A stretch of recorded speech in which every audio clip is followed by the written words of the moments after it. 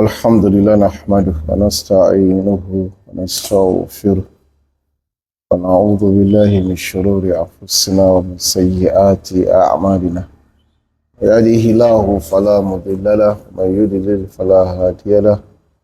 أشهد أن لا إله إلا الله وحده لا شريك له وأشهد أن محمدا عبده ورسوله بعد. This morning it is another episode of our reading from Siyar Alaamin Nubalaa of Al-Imaam Muhammad rahimahullah ta'ala.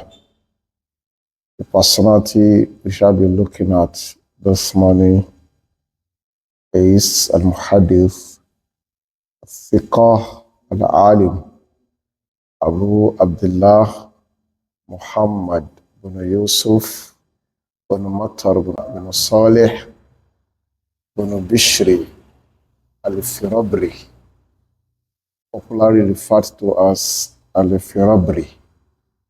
Al-Firabri with an attribution to a city in Bukhara.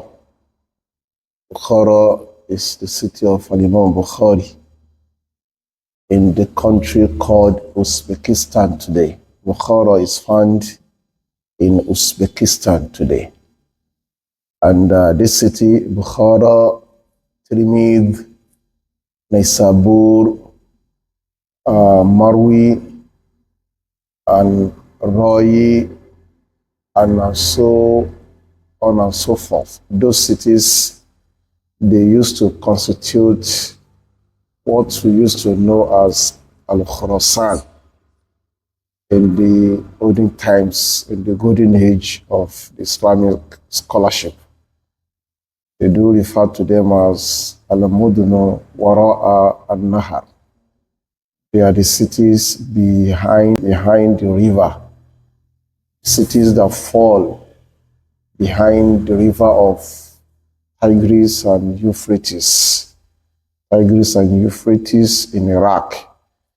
So one of the cities close to Bukhara was Firabri. You say you can call it Firabri or you say Farabri. I give the fa, you can give the fa, you can give it Kasra, Firabri, you give it Fatha, Farabri. That is the name of the city, very close to Bukhara.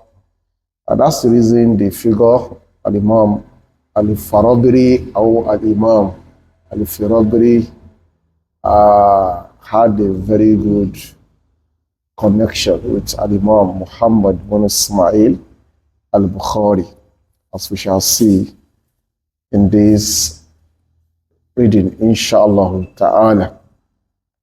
Rawi al-Jami Sahih an Abi Abdullah Al-Bukhari sami'ahu minhu bi-Farabri marratayn. Al-Imam Muhammad bin Yusuf was one of the transmitters of Sahih Bukhari from Al-Imam Bukhari. One of the transmitters. There are many people that transmitted Sahih Bukhari from Al-Imam Bukhari. So one of them was Al-Imam Al-Hafiz Al-Thiqah Muhammad bin Yusuf Abu Abdullah rahimahullah.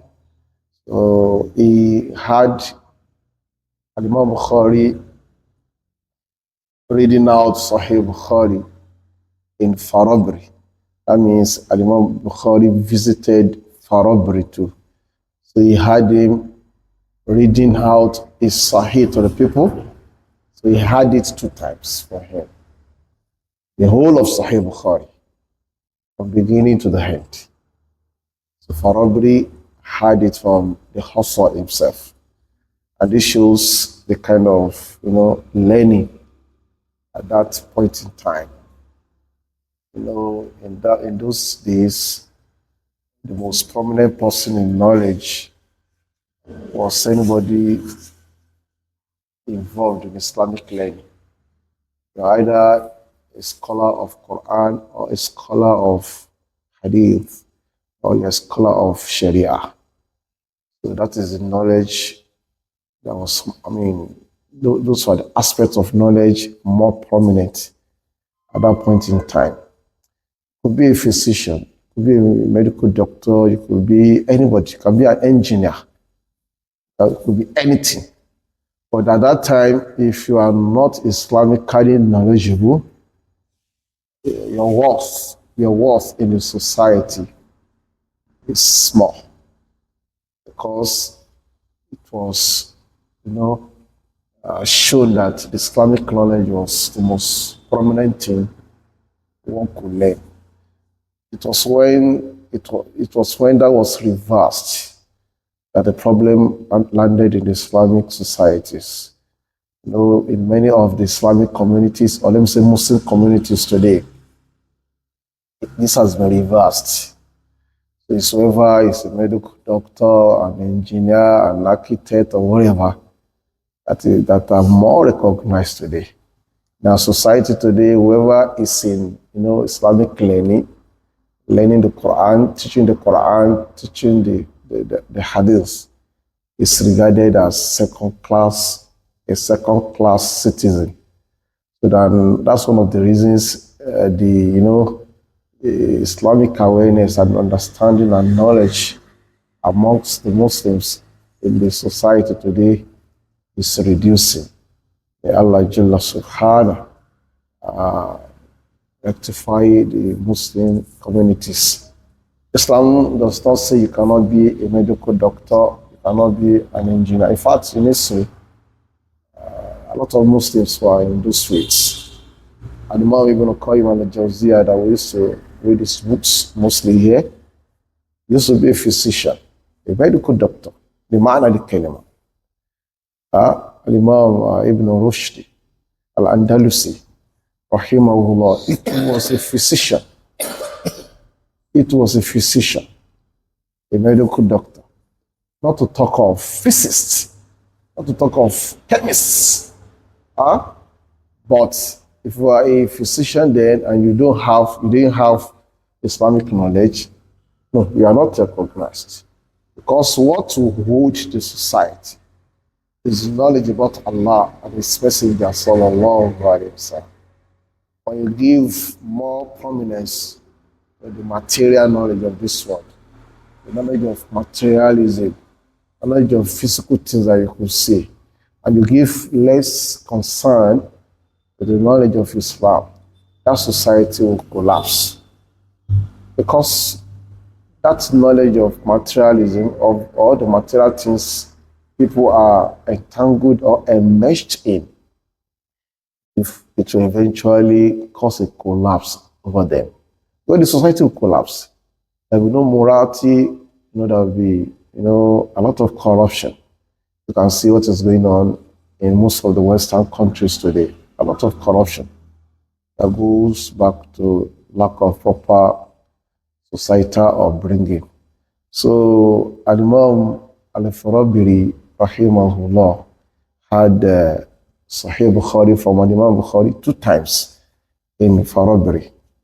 So أسمع أيضا من علي بن خشرم أما قدم فرابري مرابطا.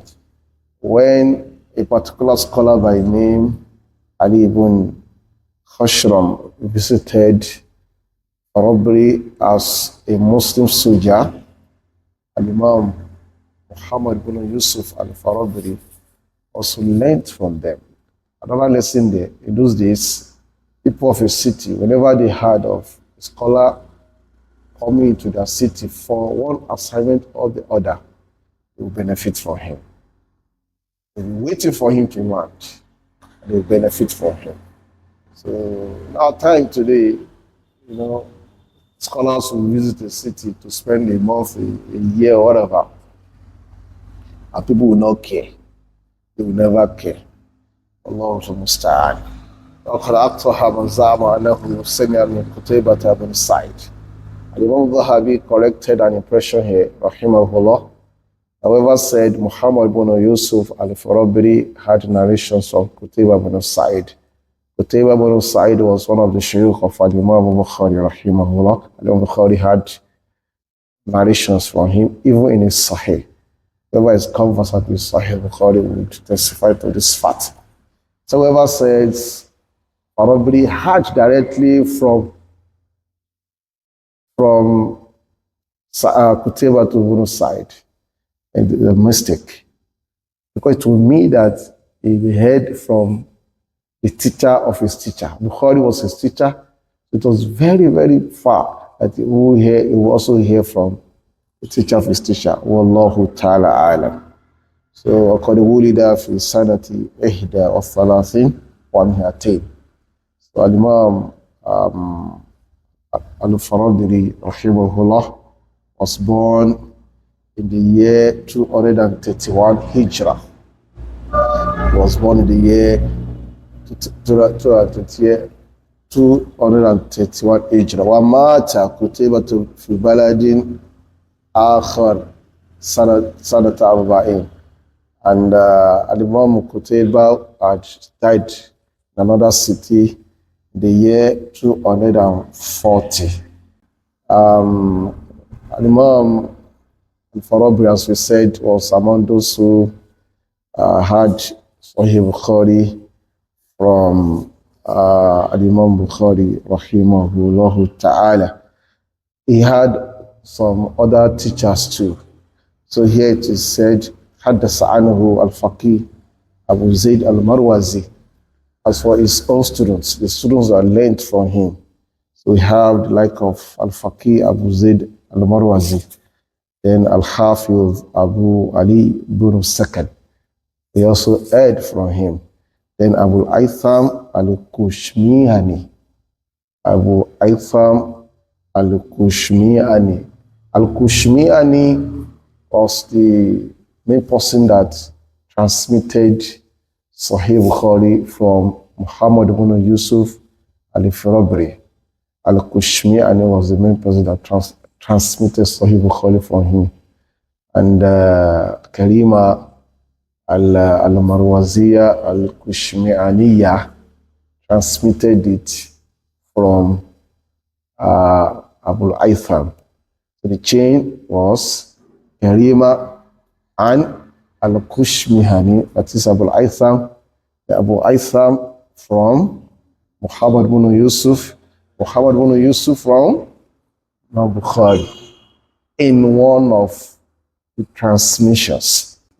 As a matter of fact, Al-Imam Al-Farabri rahimahullah said, stated by Al-Imam Al-Dhahabi, he said, Qala Kushmihani. He said, Kushmihani says, Sami'tu minhu bi Farabri as-Sahih.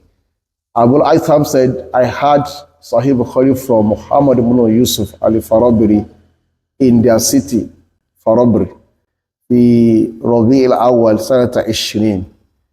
It was also reported from him that al-Farabri said, Sami'a Sahih min al-Bukhari tis'una alfa rajulin, that about 90,000 persons narrated Sahih Bukhari from Al-Imam Bukhari.